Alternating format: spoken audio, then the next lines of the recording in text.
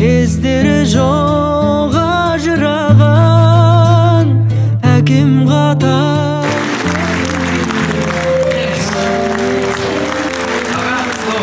Қарекет қорының атынан, жалпы қазақ елінің атынан қоныстарыңыз құтты болсын. Алла тағала үйіңіздің ішін берекеге толтырсын. Ағыңыздар құтты болсын. Бір-екі ауыз сөзіңізді айтыңыз. Біз негізі концерттің басында берген себебіміз күшті жаңалықтан бастайық, әрі қарай концертті жалғастырамыз деген ниетпен бір-екі ауыз сөзіңізді рахмет алғысыңызды айтып жіберіңіз. Мынау енді күтпеген жағдай.